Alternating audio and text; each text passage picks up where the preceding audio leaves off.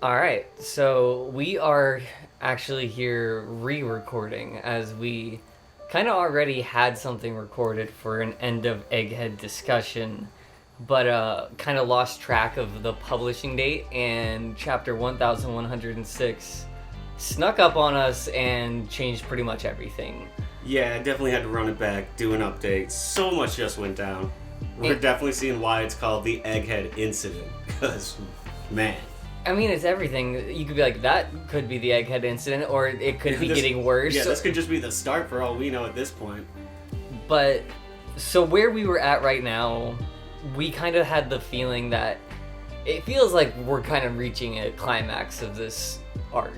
And it feels like, honestly, within the next 10 to 15 chapters, we might be on our way to another island. So, we kind of wanted to cover our bases with all the chaos going on and touch on where, first, each of the major players in this arc, like the major characters, are at, and then kind of just addressing a few questions that we wanted to have answered and what our thoughts are at the end of that.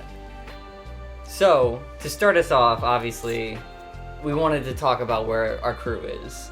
Got them off in 4 different directions. You got Luffy, Sanji, Frankie, and Atlas on the battlefield with the Gorsa and Kizaru. And then Nami, Usopp, Robin, and Chopper we finally caught up with in this latest chapter. They're actually in the back of the lava sphere. They're trying to get everything ready, and Robin seems like she's still just resting from her recovery. Yep, you got Zoroark fighting Lucci and Jinbei on the way to make sure he doesn't get lost again. And then Brook is isolated kind of by himself with Lilith. He is on his way with the Sunny, kind of creating an ice path as they're trying to get it to the edge of the island, hopefully coming up with a way to stop soon. But, yeah, our main crew is all divided all over the place, and that's kind of the theme for pretty much everybody, even our opposition. I mean, most of the Marines at this point are kind of already back on their ships, which are now being annihilated now they're by all the in number. The water, actually. Yeah, they might just be dead. We haven't seen the Vice Admirals in a long time. I mean, the last one I can remember is, like, Bluegrass. I mean, it may have been one that was calling out the whole, like, make it a fire, a sea fire, basically. Mm-hmm. That probably was a Vice Admiral, but we didn't see his face, so... Nobody really cares about... No one of prominence. They haven't really done anything to show us anything worthwhile. People are obviously like dull because of other reasons, but besides that, I mean, it's kind of just been a Kizaru arc, and he is still as unclear as his justice would name, as he just... It seems like everything should be the last straw for him at this point, that these are all the people he cares about and has connection to, and he's making all these statements about how he doesn't want to do it, but he just does it anyway. Well, he jumped up there like he was ready to cut Bonnie and Kuma. Like, before Luffy came in, he was like, yeah, it's over, have to do this. So, I can't get a read on the guy. It seems like he's going one way, and then his actions go the other. And, I mean, you might be able to argue that, like, it definitely seems like Kizaru, if he wanted to, at his fullest potential, could probably have already put away a few Bonnie and a few others at this point, but maybe he's holding himself back, but regardless, it doesn't seem like he really cares to stand up for what he wants to do or for his own free will, so it's really hard to get a read on the character. Right, he's pulling his punches, but he's still also throwing them.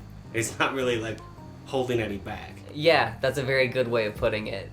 And then Saturn is just being an overconfident prick that is getting every comeuppance. He's already been partly All my owed. homies hate Saturn. All the homies hate Saturn, and I mean, I wish we could just play over the punch over and over again, but I mean, Loop it. The thing is that he's taking all this damage over and over, and he's still just standing there. Like, nothing seems just like it's... heals over, basically. Yeah, it doesn't seem like anything's really got him worried. He called for the Buster Call to be shot on him and Kizaru, so he's pretty confident in his ability to take it. But regardless, he's been very overconfident, and that caught up to him in this latest chapter, so that leads us right into the Pacifistas, who, they just can't stay on one side. Yeah, no, they're kind of like how Kizu's been acting, but actually switching the sides every time. At least there's a reason for, like, we had the hierarchy for them. Kizaru's just confused. Maybe he is baked like most people in the community say, but like he's just no idea what he wants to do or can do. But I mean, the Pacifistas at this point, I think they've switched like 6 times. They start as the good, like on their team, but as they show up as policemen to like arrest them. But ultimately, they're defending Egghead on their side. And then yeah, you go. That I believe is when York starts her plan, and she uses them to kind of like fake her death. Goes on to end up trying to trick everyone using them. They eventually see through that and catch her at the end, and then I believe that leads it to Sentomaru, Yep. who unfortunately loses that to Kizaru, so it didn't last very long. And then next would be Atlas goes down to get control. I don't think Atlas ever got control, though. I think he was trying to, but then Saturn's there, and it was just... It doesn't matter. At that point, yeah, you would think no getting past that. But then we get this chapter. So now Bonnie has them, switching it up. One more Uno reverse card for them. She now controls an army of 50 of like the most deadly machines in the entire world. So she now became an entire world player in one swift turn. And somebody who else is obviously kind of very central to the story, in not only are they spread out, but their fates are spread out, is the Vegapunks, who are all over the board right now. All over the place. They're more split up than the Strawhats, honestly. Yeah. Yeah, with Bonnie you've got Stella, Kuma, Atlas. That's the group on the battlefield. Edison's off with Nami and the rest of the crew. Lilith is with Brooke on the Sunny. And then I guess 2 of them are dead already. Yeah, R.I.P. And about to be a 3rd. Shotgun Pythagoras pretty gone. Yeah. Stella probably not going to hold up too well with the spider leg through the chest. And we haven't seen York since her capture, but... I feel like she's not making it. Yeah, you have to imagine even if like the Gorosei gets to York, he's not really going to care about he has her no anymore. reason. And he's going to be pissed at the main Vegapunk.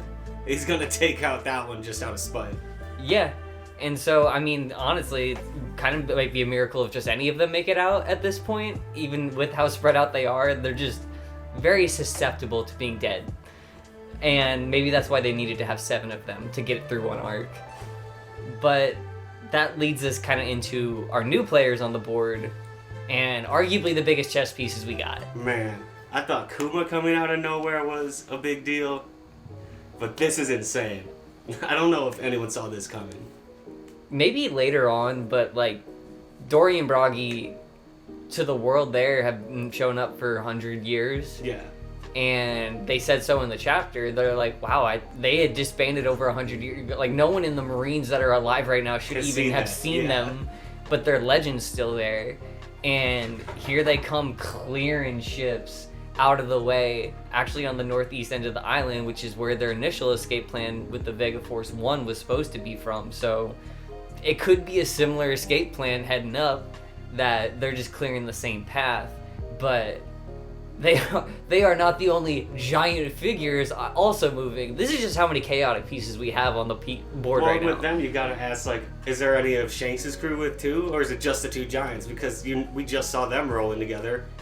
That's true. I mean, they could have, like, Oimo and Kashi back from Enies Lobby, because they were on their ship initially, and once Usopp told them they were alive, they probably might have even been the ones to go get them off of Little Garden. Some more giants. But that's just even more forces pulling up, and you saw how much damage just the 2 of them are doing. So any more giants on top of that is just going to be even more damage, and we even might have one on the island already. Yeah, dude, Iron Giant. See him moving. I mean, he moved the first time Luffy went Gear 5, and now he's starting to creak up again. That would be insane. We could finally see that at full force up against Saturn with, like, everyone else that just appeared. There's just so many pieces on the board. We don't even know like how fast it can move, but if it's from the Void Century and they're as advanced as they're supposed to be, it could be incredibly powerful. It could maybe take on Saturn itself, but at this point in time, there's still also one more kind of unaccounted for piece, one we haven't seen since chapter 1079. So 27 chapters ago, easily like half a year of publication, it feels like. Might even be more. Maybe more, Yeah. But we saw Blackbeard's ship on the outside of the island. Not a peep sense. And he likes to sit around and bide his time, so he really could just be chilling in the darkness. He could just be waiting. But so with all these locations, as many as we listed, All these groups of people. laid out, we kind of wanted to answer 5 major questions. And we'll start with the first one, being how much do the Pacifista switching again and the Giants showing up turn the tables for what we were kind of expecting? So I'll let you answer this first. See, I almost can compare it to how Wano went, where they just kept adding more pieces to their side of the board. That's what's happening here, but like 10 times as fast. Mm-hmm. Like, the Pacifistas alone, that's huge. You got Dorian Bragi come in, possibly the Iron Giant, Luffy in Gear 5. They've got all the momentum in the world right now. No, I mean, it went from, man, we really I don't know how we're going to squeeze our way out of here, maybe like whole cake, to now it's like, okay, we might actually just like kind of have a victory here. Yeah. So it's the whole turn of the table, and that's kind of why we wanted to update what we have here, but that's also making it seem like the ending is coming very, very quickly for the end of this, but I think there's still a few more pit stops we haven't expected coming up too. And one of those could actually kind of lead into our second question, and that has to do with Kisuru, obviously. Is he really selling his soul here, or is he gonna stand on any business at all? Man, at this point, I don't even know what to say with that one. For me though, I feel like this could very well be the end for him. Regardless of what he ends up doing, it just seems like this is like he seems to know it too. I mean, that would make sense, like, even story-wise, if he's not physically defeated. If those people he cared about, Vegapunks, Sentomaru, if they're gone, he'd be pretty much a shell of anything he actually was. Yeah. So that might just kind of be the end of Kisuru in that regard, too. So, I mean, I can kind of stand with you. Unless he shows us something soon, it's seeming like the end is kind of inevitable. And as it is, he's going out sad. Yeah, it's not the best ending for somebody that a lot of characters kind of saw as more of a lighthearted guy, but at the same time, an antagonist is an antagonist, and that leads us perfectly into the third question of, with how many pieces we got on our side now, do we really think this is going to be the time we see the first Gorosei fall? Man, I really want it to happen. I'm just not. I feel like they could quote-unquote defeat him. I feel like they're so powerful. It'd be insane to actually watch one go down first time we see him. That's the bigger problem for myself, is this is like him saying the first time he's even touched the ground in a while. They've been the rulers for hundreds of years, so you have to imagine there's a good reason behind that kind of overconfidence and overzealous nature, but at the same time, he seems to kind of keep making mistake after mistake, and if you make a bit too many mistakes, if you get a bit too many paper cuts from those insects, they'll still add up. So it's seeming to me like it's kind of a 50-50 outcome on just how strong are the allies we're going to have show up. Well, what was it Vegapunk said? He said something about there's nothing he can do. People have been waiting on him for hundreds of years. Yeah, for hundreds of years. Like, he's basically saying, it's time. Like, this is happening now. Mm-hmm. Now that it's in motion, there's nothing he can do. And if anyone can pull it off, it's Joy Boy. Reunited with his giants, which I feel like that's always been a thing that people suspected, is that they had an alliance. I mean, Giant Straw Hat. Yeah, exactly. Maybe Buccaneer Straw Hat, but Giant Straw Hat. Buccaneer Straw Hat. But it's seeming like he could fall, and I mean, that would be a huge incident, so that could explain it.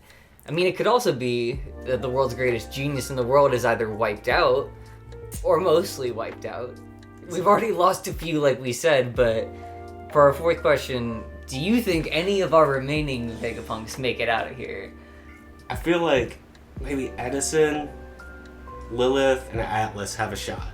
Like, I don't know if all three of them make it, but I think that would make sense to me, that they at least get out. But, 4 of 7, that's still rough.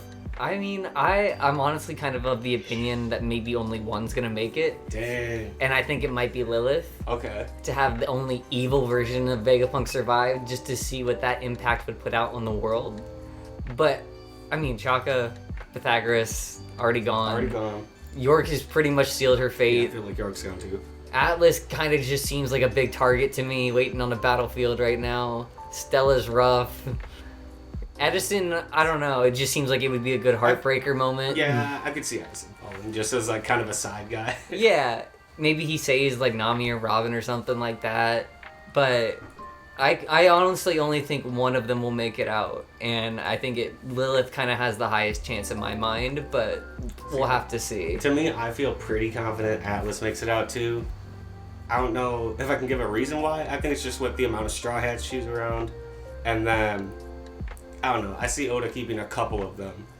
And she seems like a pretty important, piece of the puzzle that could still help them a lot.